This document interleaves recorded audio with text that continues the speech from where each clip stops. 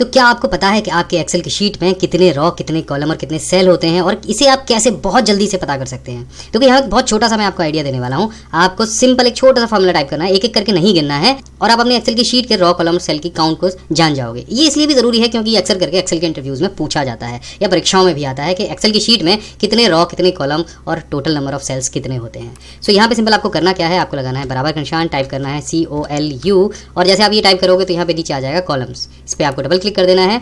अब यहाँ पे ब्रैकेट भी लग जाएगा। अब यहाँ पे 1 सेमीकोलन 1 लिख के ब्रैकेट को क्लोज कर देना है और सिंपल आपको एंटर कर देना है। अब ये जो काउंट आया है ये आया है आपके कॉलम का काउंट, यानी ये जो आपको ऊपर ABCDEFG दिखाई देते हैं ना, यही आपके एक्सेल की शीट का कॉलम भी आपको लगाना है बराबर का निशान और यहाँ पे आपको टाइप करना है ROWS यानी रॉज। उसके बाद आपको ब्रैकेट ओपन करना है।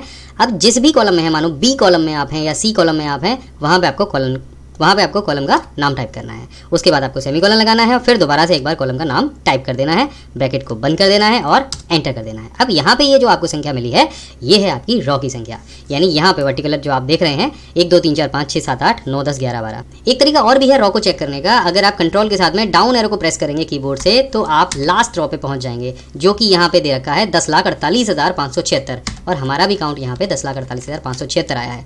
तो क्योंकि अब यहाँ पे नंबर है इसलिए हमने काउंट कर लिया, लेकिन ये ABCD को तो हम नहीं कर सकते थे। अब सबसे टफ चीज जो सेल काउंट है वो क्या होता है, रॉ और कॉलम का सिंपल मल्टीप्लाई कर देना है। तो यहाँ पे बराबर का निशान लगाना है, पहले इस वाले सेल को सिलेक्ट करिए, फिर मल्टीप्लाई का आपको एक आइकन लगाना है जो आपका एस्टेरिक होता है आपके न्यूमेरिकल कीपैड से, और उसके बाद आपको रॉज की संख्या को ले लेना है और एंटर कर देना है। तो यहाँ पे जो एक्सेल शीट में टोटल नंबर ऑफ सेल्स है उनकी संख्या यहाँ पे आ गई है।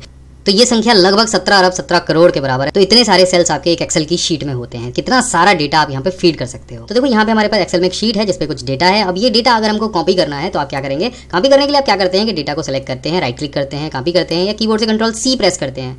लेकिन ऐसा नहीं करना है आपको। डेटा अगर डुप्लीकेट करना है तो बहुत सिंपल तरीका है, आप पूरे डेटा को सिलेक्ट कर लीजिए या उस पार्ट को सिलेक्ट कर लीजिए जो आपको डुप्लीकेट करना है। कीबोर्ड से आपको प्रेस करना है कंट्रोल और इसके साइड वाली जो लाइन है वहाँ पे जाना है। जैसे आप जाएंगे तो यहाँ पे आपको एक स्मॉल प्लस का आइकन दिखाई देगा, बस माउस की क्लिक को दबा के ड्रैग करिए और आप डेटा को डुप्लीकेट कर पाएंगे। ऐसा आप कितनी भी बार कर सकते हो, आपकी माउस की क्लिक को आप प्रेस करते जाओ और उस डेटा को डुप्लीकेट करते जाओ। तो एक बहुत अच्छा तरीका है, आसान तरीका है डेटा को डुप्लीकेट करने का। तो जो हमारी सेकंड ट्रिक है वो भी बहुत आसान है और इस ट्रिक के साथ में आप 2-3 प्रयोग कर सकते हो। पहली चीज तो ये कि डेटा को कहीं मूव कराना है तो कट कॉपी पेस्ट करने की जरूरत नहीं है, आप सिंपल इसको पकड़िए और उठा के कहीं भी ले जाके रख दीजिए।